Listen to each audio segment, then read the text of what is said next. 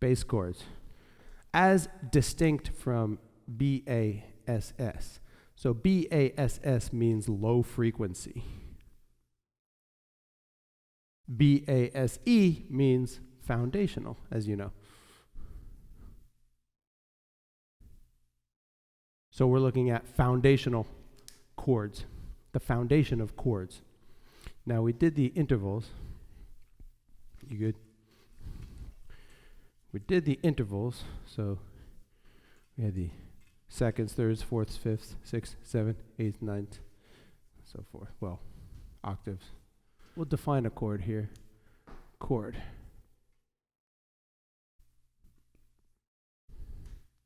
Chords. 3, because 2 notes played simultaneously, is an interval. 3 notes makes a chord. 3 or more notes played, or you can say sounded,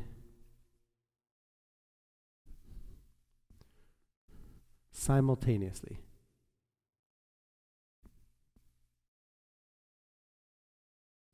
At the same time. 3 or more notes played or sounded simultaneously. Now I could play 2 notes on the piano and then fill in the 3rd note.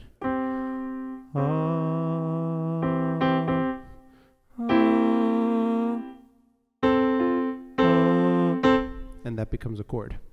So it doesn't matter if it's 3 different instruments or 1 instrument. There's 3 different notes. 1, 2, 3. And then you get something that looks like that. You know, kind of looks like a EKG or something. That was a heart murmur. We don't want to see that. 3 or more notes played simultaneously. So it could be 3 notes. It could be 4 notes, 5 notes, 6 notes, 7 notes, 8 notes. I don't have enough fingers. Here we go. Could be all of them. That's a chord. As long as it has 3 or more notes, it's sounded simultaneously. It's a chord.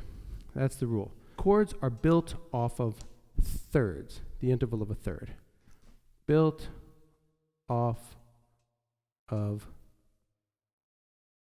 thirds. And there's 2 types of thirds, as we know. A major third or a minor third. And you can do all of this over here too as well. So C and E or C and E flat.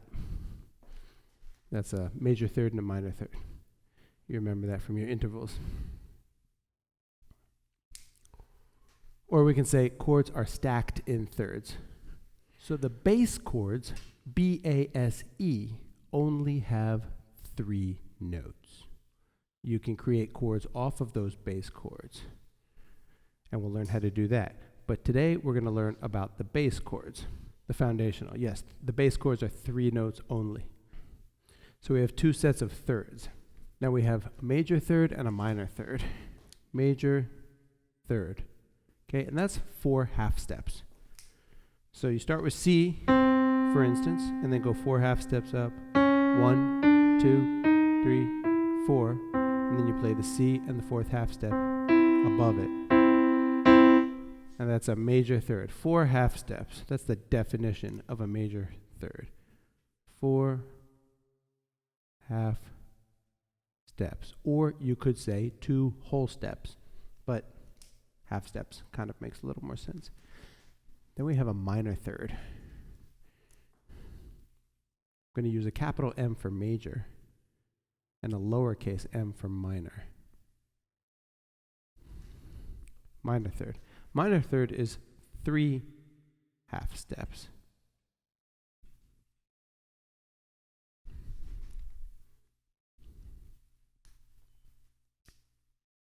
So if we take middle C, we go up 3 half steps. 1, 2, 3. We play the C in the 3rd half step. C and E flat. That's the minor third. Major third, minor third. So a bass chord is built off of 2/3 stacked on top of each other. And we don't actually say bass chords in music because that would confuse everybody, because we're not writing anything down during rehearsal, and they would think you're talking about B-A-S-S. We just call them the chords. But since we can write it on the whiteboard, the foundational chords, the bass chords.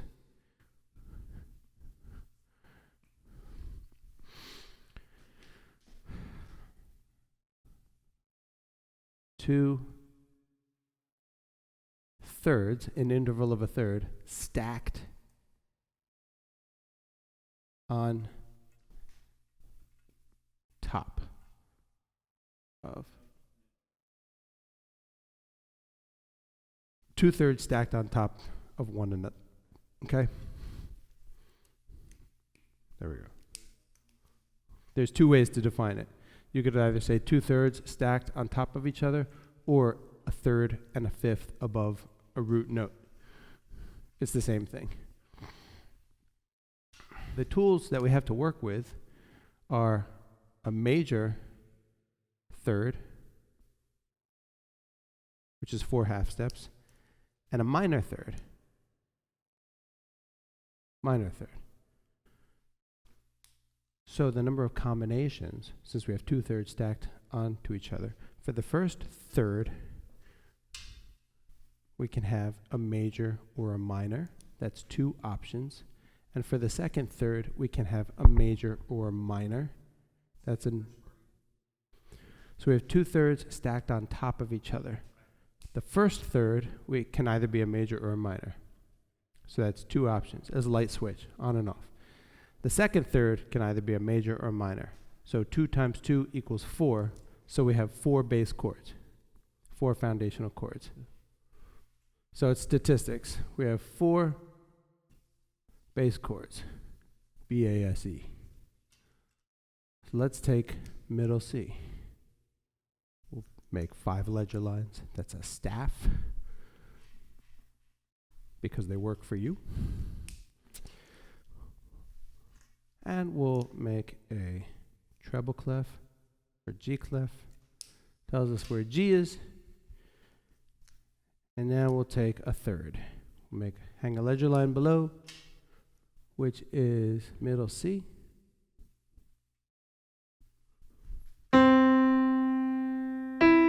Let's put an E above it.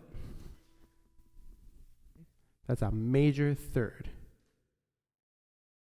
Major third. Capital M with 3. Okay? Then let's put a minor third above that. So a minor third above E is G. So here we have C, E, G.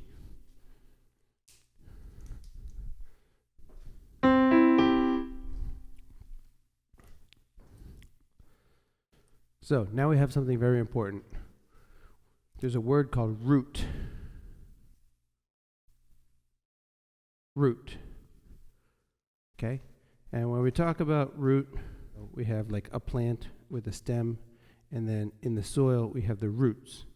Root is what grounds the plant. Root grounds the tree. A root grounds the chord. Same deal. That's probably not a very good tree, but that's okay. So what's the root of this chord? Well, it's C. But the reason it's C, because we could put the C up at the top. We could play E, G, C. C is still the root. The reason C is the root is because it's the bottom note when you stack the chord in thirds. So if we put the C at the top, now we get a chord that looks like this. E, G, C. Well, you can see that's not a third. Doesn't even look like a third. They don't touch. The notes don't touch. This is a third, and this is a fourth, a perfect fourth, right? So we have minor third and a perfect fourth.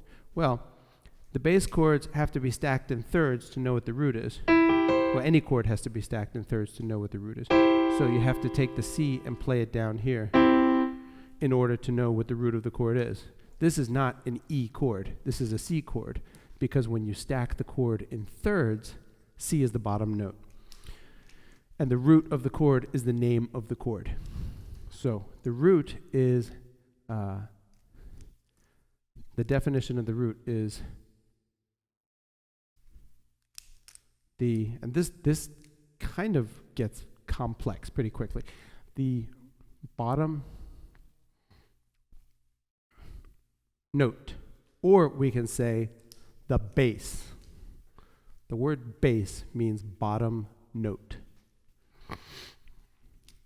B-A-S-S. The bass, now I'll say the bass note, even though it's redundant, but I'll just say it anyway for the purposes of the definition. The word bass means the bass note. But the bass note, when the chord is stacked in thirds. That's a very important definition. That is the root of the chord. So when you stack this chord in thirds, and since we put the C at the bottom, we can erase the C at the top, because we're dealing in the realm of theory now, not practice. Practice, yeah, maybe I'm going to write a song and the C has to be in the top. Yada, ba da da da da da. Right, and that's my song. But in theory, we need to know what the root is. So we just take the C and put it at the bottom. So in theory, we can say the note C equals C. In practice, the note C does not necessarily equal C because it sounds different, an octave above.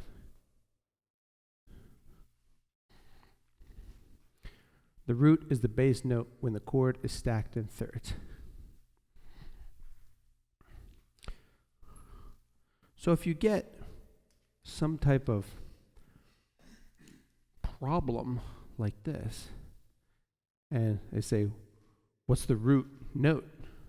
Well, you have to keep stacking the chords. You have to keep rearranging the notes, like take the F and put it down here. Oh, are they stacked in thirds? Yes. Okay, so what's the bass note? F. So that was an F chord. So it can get tricky, especially when you start adding more than 3 notes. But this is how you can read the lead sheets and, you know, the stuff you download off the internet and so forth. And so the root is the name of the chord. So this is a C chord because C is the root. There's no exceptions to that. So we can just call this the C chord. So we're just going to write C. Okay? So if you see a score or a lead sheet and it says C, you play C, E, G. That's the chord. They're giving you the root note and you create a bass chord on top of it, a foundational chord. A major third and a minor third is the C chord. That's the name of the chord, the C chord.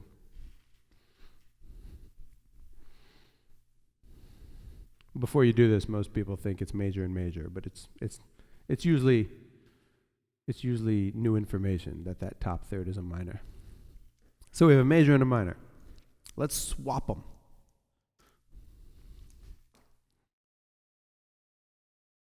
Now, I will tell you, since I introduced the word root and bass, you look at this and you think, oh, well, the bass means the bottom note. Let's just define bass. Let's define the word bass. B-A-S-S. Every word in music has 2 definitions. Bass, and I have to say that every lesson, bass. The definition you're familiar with is low frequency,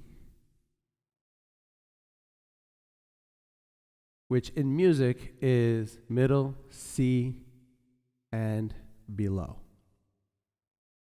So the word bass means a range of notes from middle C down to infinity. But we'll stop there because we're not dogs. So low or cats or bears or whatever they hear is those things. So the second definition of bass is, and this is going to seem a little odd, the bottom note. And that can either be for an interval, which is 2 notes sounded simultaneously, or a chord. You say, well, okay, I mean, isn't that kind of the same thing? It's not, because when you're doing music theory, I can play a chord that doesn't have a bass frequency. I can do this, and the bass of that chord is this note, F sharp, A, D. Okay? That's the bass. You can say the root is the bass note when the chord is stacked in thirds. So if I take the D, put it down here, now that's the bass. Now, it's not a bass note like based on what we call the register. Register is what part of the piano. So, and every instrument has a break, including the human voice.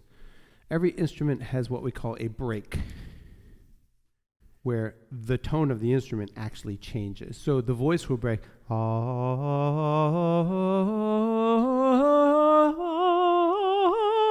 So there was the break. I switched to my arytenoids, my falsetto vocal cords. We have two sets of vocal cords, and I went from my regular vocal cords to my falsetto. And you can hear at two completely different tones, two voices. The piano has a break. If you open up the piano has a couple different breaks. So if we open up the piano, you can see right here, these strings are different from these strings. And these strings right here, this is just one single string. Then we have two strings. Then we have different types of strings. And then we have three strings. Each of these individual ranges is called a register. So they have different registers. So the word register just means frequency range of an instrument. Register, very important. Register. Frequency range of an instrument. You can say, well, why don't we just use the word range? Why do we have to use this fancy word register? And the answer is because range can also have an X component. We could say the measure range measures 25 to 74. That, so it gets complicated. This is too broad of a word, so we need a more fine-grained word. Register specifically means up and down, the up and down frequency range of an instrument, as opposed to a rhythmic range or some other type of range, or maybe an instrument section range. So we can have a high register chord, and this is still the bass. We call this the bass note, but it's not a bass note in terms of a bass frequency. So it gets extremely complex because that's just the way it is. Let's say I do this. So I've got three different registers at the mid-range, the upper range, and the lower range. The bottom note was a G, D, B, so there's a G chord. Well, we'll stick to C. C, E, G. But if I put the G in the bass, that's still a C chord. Even though it spans the entire piano, if you were to collapse it all into thirds, C would be on the bottom, and therefore the root note. Because when the chord is stacked in thirds, the bass is the root note. Not the bass frequency, the bass note. So there's two different definitions. So welcome to the world of complexity. I'll give you fair warning. I will tell you the most complicated thing in music theory. And there's two types of music notations. There's kind of the modern jazz pop notation, and then there's classical notation called figured bass. And they're different. They're totally different. In figured bass, in the classical notation, which is what we need to, when we get into music theory, really deep into harmony and voice leading, I'll just write this down.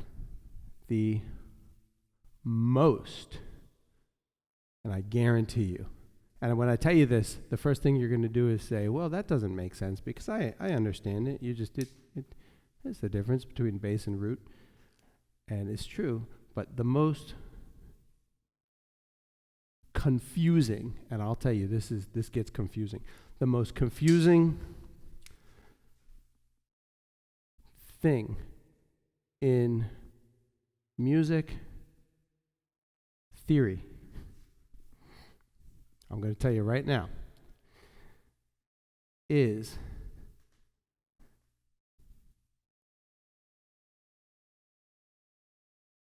recognizing the difference between the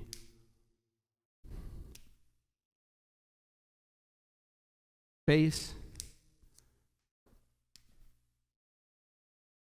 note and the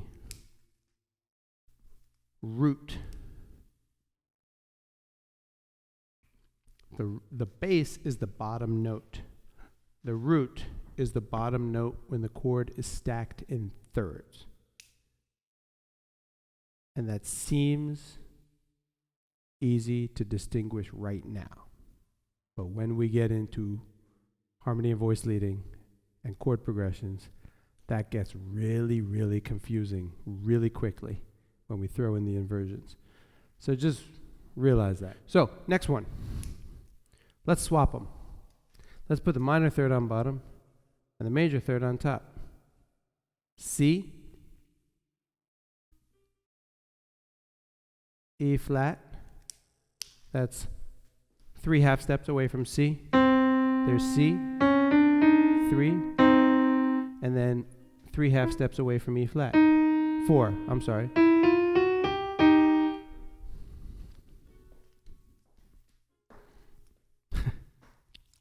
C, E flat, G, and they're stacked in thirds.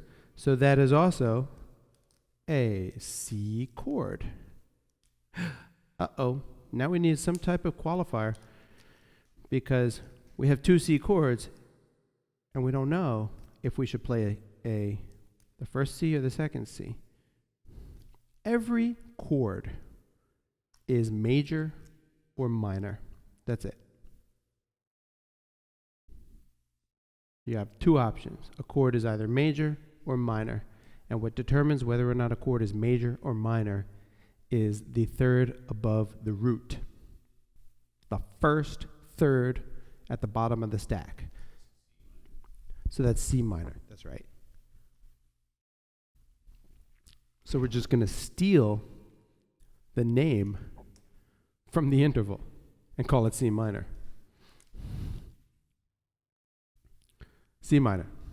C lowercase m.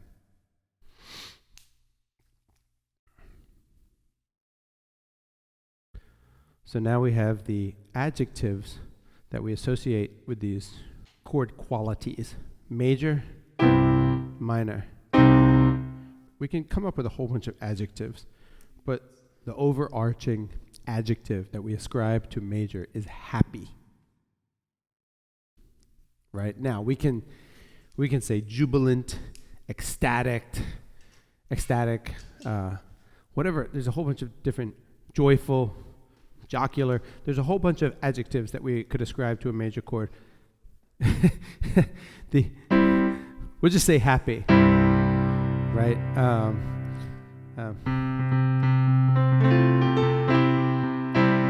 Right, you're gonna win the race.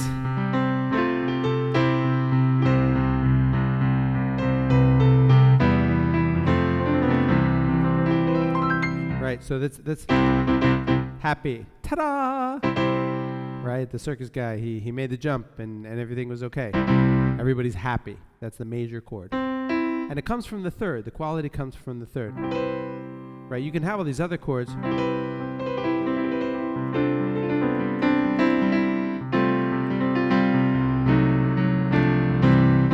It's all happy.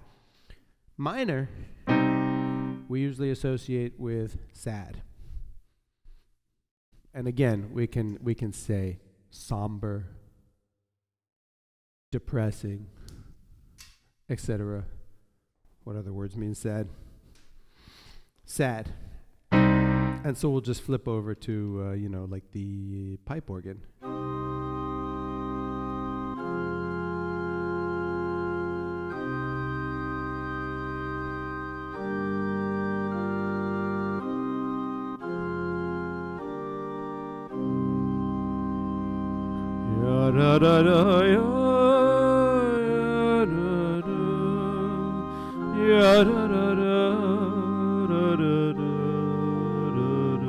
If you're working with a film composer and they say, I need some sad music for this particular, and you say, well, what happened? Oh, well, there's this really sad part where there's this sad situation. You say, oh, I see what you're looking for. Maybe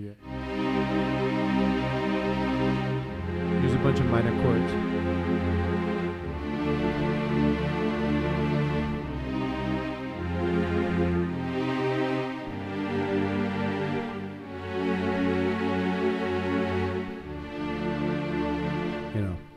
Work it out. And so that's sad. That's the quality for that chord. Now that's 2 of the 4, right? We've got 4 foundational chords because it's statistics. So let's take a look at the other one. The other 2.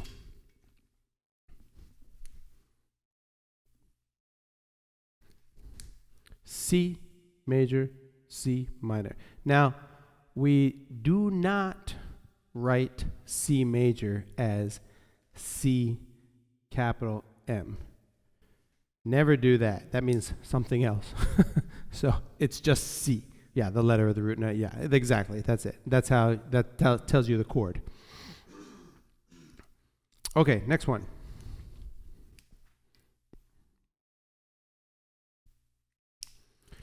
Let's make a minor third and a minor third.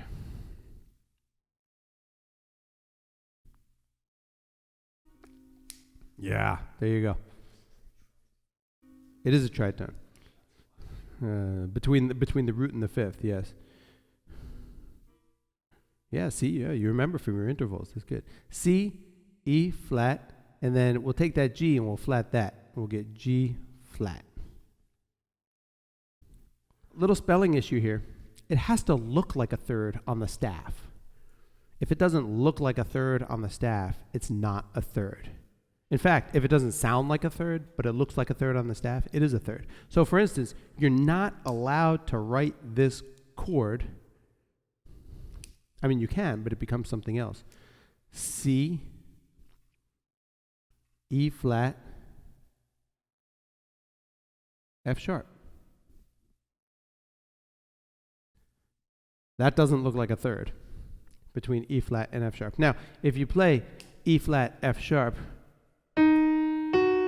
out of context, it sounds like a minor third, but it's not. E flat, G flat is a minor third, but E flat, F sharp must be a second because the rule of intervals is the ordinal is determined only by the letter names of the alphabet. That's it. So if you have an E and an F, E and F come right next to each other in the alphabet, and therefore E, F, it must be a second. We won't get into what type of second it is. Actually, it's an augmented second. I'll just tell you that. But, well, you know what a major second is, right? E flat to F. And then if you augment the F by 1/2 step, it becomes an augmented second. We didn't get into that with the intervals.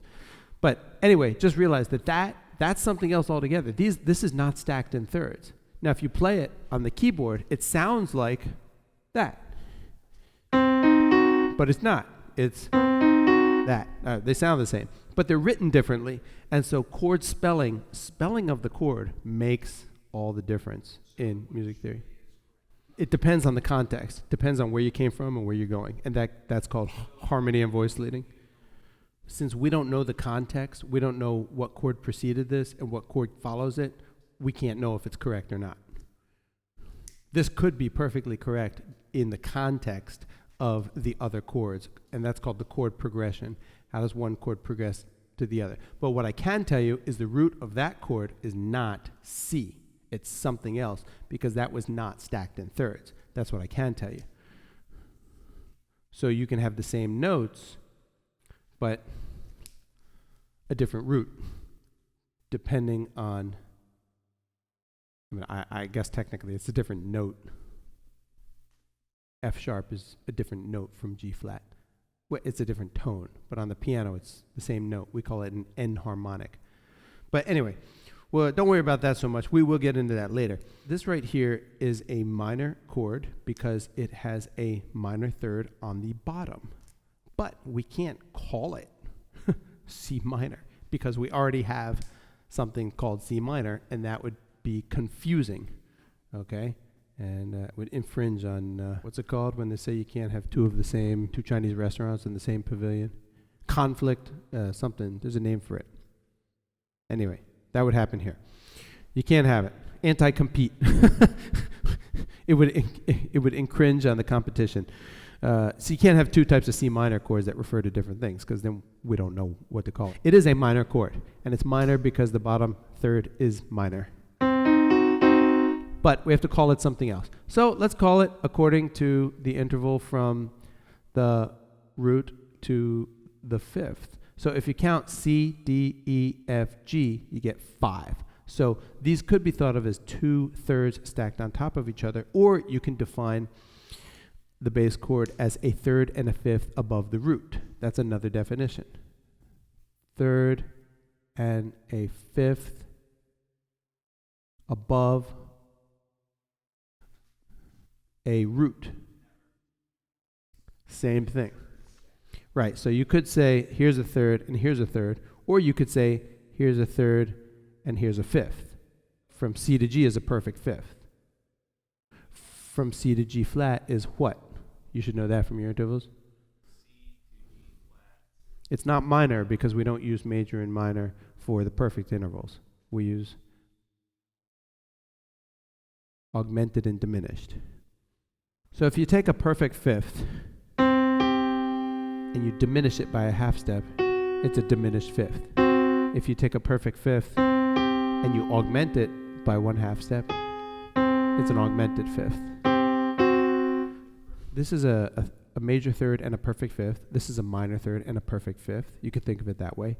This is a minor third and a diminished fifth. Since we've already exhausted the qualifier for the third, let's just use the qualifier for the fifth. And we're going to call it C diminished. If you call it diminished, that necessitates that we're talking about a minor third above the root.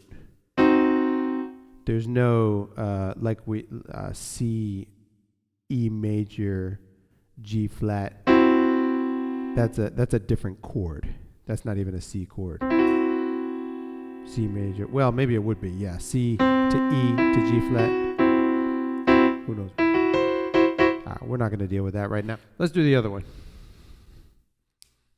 Oh, from a E to a G flat is a diminished third. Yeah, we don't. We just use major and minor for the bass chords. So forget that. It doesn't matter. All right. Good thing we got that out of the way. The reason we use C is because it's easy to see with all the white keys. So now we have C. The ordinal of an interval is determined by the white key. C, E. Okay, there we go. G sharp. So from C to E is a major third. From E to G sharp is a major third.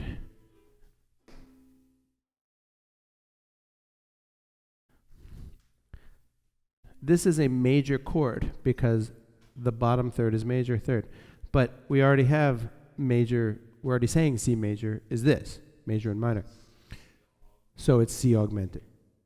Major third and a major third stacked up, or a major third and augmented fifth above the root. And this is C, A, U, G. Yeah. Now you can also write these a little differently. The degree symbol means diminished, same as with the intervals. And the plus symbol means augmented. So you will also see them written like that as well. So there's two ways to write it, and you'll see both.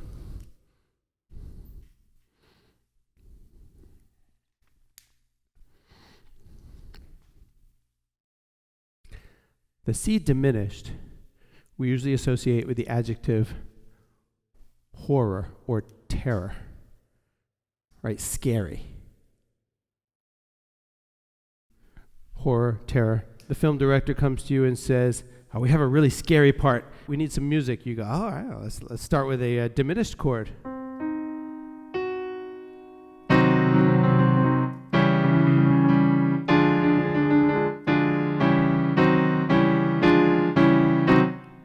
three diminished chords right in a row. Or maybe arpeggiate the...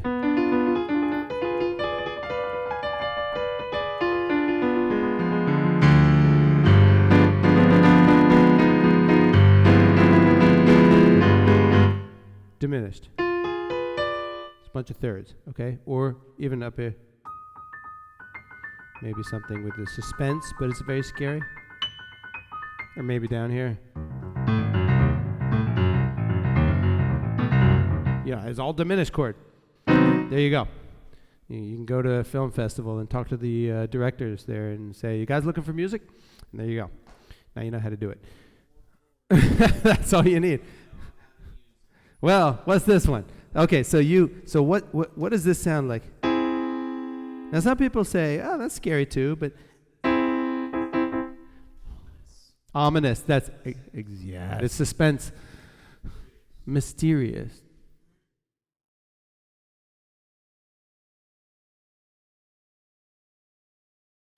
So if you say, "Oh, there's a very mysterious part of the."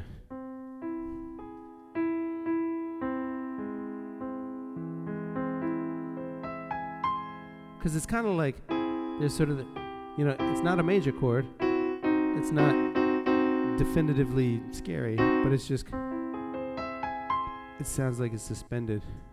It's uneasy, that's right. We just go down by half steps.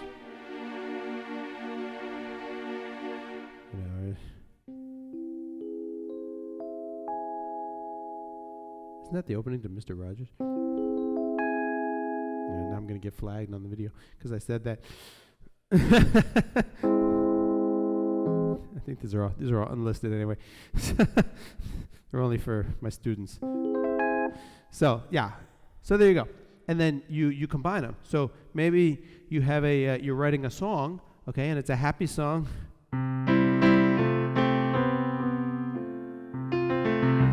La di da, la da di da, da da da da.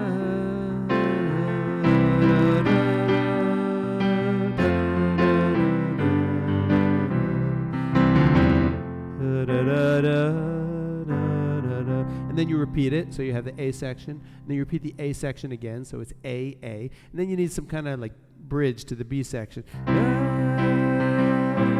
Maybe we'll get a little sad. So we're going to do some minor chords. Then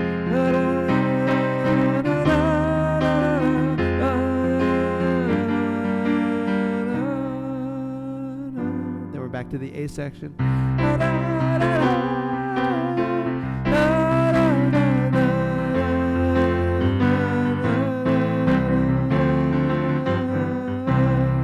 Then maybe we have some kind of bridge or a C section.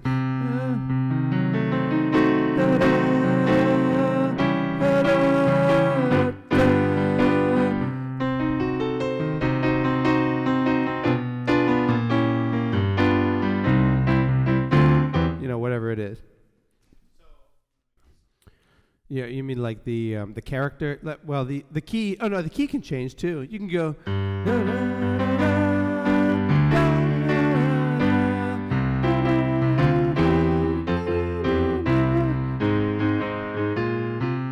Yeah, you can change key. There's ways of doing that. You can take the same theme, the same melody. Twinkle, twinkle, little star.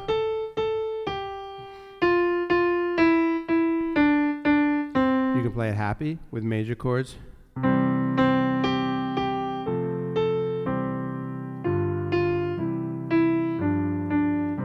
can play it in minor.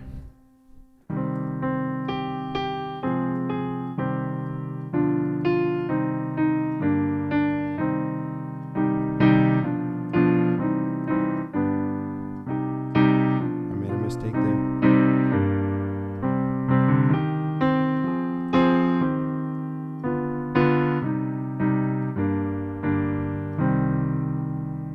Play it diminished if you want. Yeah, exactly.